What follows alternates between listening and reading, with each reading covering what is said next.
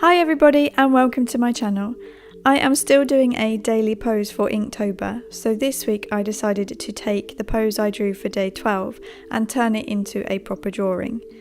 So some of the proportions in the original sketch were slightly off. It was mainly that her body was just a little bit too long. So I took a photo of my sketch, then I imported it into Procreate on my iPad, and I played around with the warp and the liquefy tools until I was satisfied with how she looked. There was probably still a few mistakes, but overall I was happy with the way she was looking. I then tried to trace her from my iPad onto the paper, but even at full brightness I couldn't really see all the details, plus my iPad kept reacting to the touch even through the paper. So in the end I gave up and I added the final details in just by eye, and that's what you can see me doing now.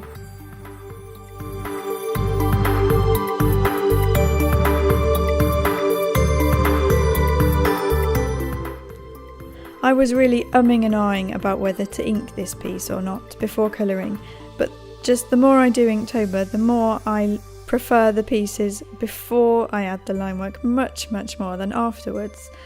Other people seem to pull off line work really brilliantly, but I just don't seem to be one of them. Maybe it's just practice, but at the moment I prefer my pieces without line work than with them. I'd love to know what you think. Do you love line work, hate line work? Do you think I should add line work to this piece now that it's finished? I'd love to know what you think about it. But anyway, once I decided not to go for the line work, I jumped into the colouring process for this piece. And I decided to use pro markers for this, as I haven't used them for ages, even though they are one of my favourite mediums to use. One problem I find at the moment is I want to use lots of different mediums, and because I don't have loads of time every week, I usually only have time to do one piece of artwork, and then that means it can go weeks and weeks between using a certain medium, depending on what I want to draw. So like just now I still have my new pastel pencils sitting unused since the middle of September, because I've been doing other pieces where watercolours or markers have been more suitable. And in the next couple of weeks I've got some birthday cards I want to make and a collab that I'm working on, and none of them are suitable for pastels. So yeah, maybe I'll get the chance to play with them in November, but then maybe that will mean that I have to put the pro markers and the watercolours away till maybe Christmas. And talking of different mediums, which ones do you like best?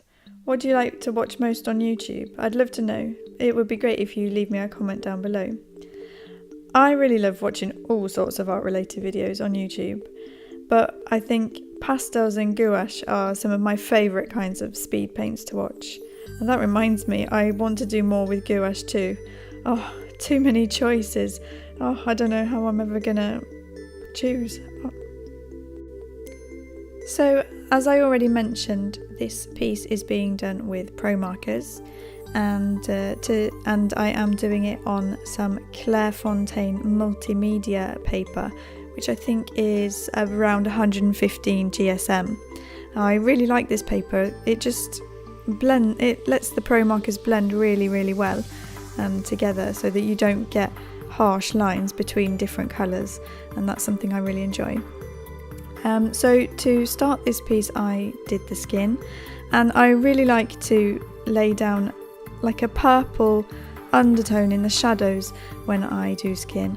I went in with the orchid pen, and at first it's like, oh my goodness, this is way too purple, but after you blend it out with the peachier colours, it ends up making really nice shadows. So that is something that I really like to do with my pro markers.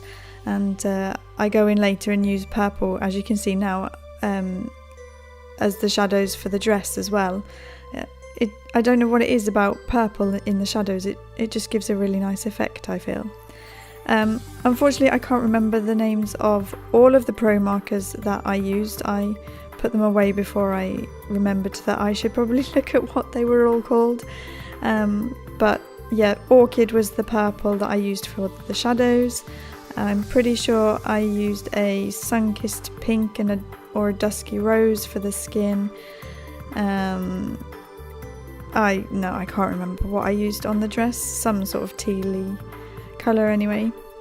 Yeah, sorry for that. And her hair, I went in with the tan first as like a darker shadowy colour, and then a couple of different kinds of yellows for the hair. But I then later on went in with polychromos and added some more details, especially to the hair and to the face, so that, yeah, just to bring out the shadows even more in the hair. I'm always a bit wary with pro markers because the nibs aren't massively fine. It's hard to get detail, especially in the hair where you want to be able to see more like hair strands and things. So I decided to go in with polychromos afterwards and just add in the details to the face and hair.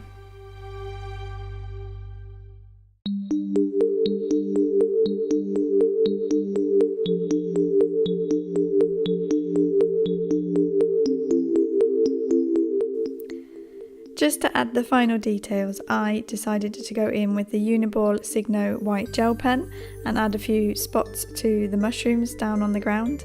And then I went in with my favoritist gel pen of all time, the Sakura Jelly Roll Clear Star gel pen, and it just has a beautiful shimmery ink, and I used that to add some detail onto the wings of the fairy and the dragonfly and the butterfly that she is holding. And basically after that this piece was done. So all that is really left now to do is just to trim up the edges and to attach this to a birthday card and send it off to its new owner in a couple of weeks' time. So that is basically my process for this week. Likes, comments, shares and subscribes are always really welcome. If you are new here, I make art with a variety of different mediums. Often I have too many to choose from, as I've discussed in this video, but your support is always really welcomed. I love getting new followers, so yeah, please feel free to subscribe, and I hope that you have a really great week, and I see you in my next video. Bye!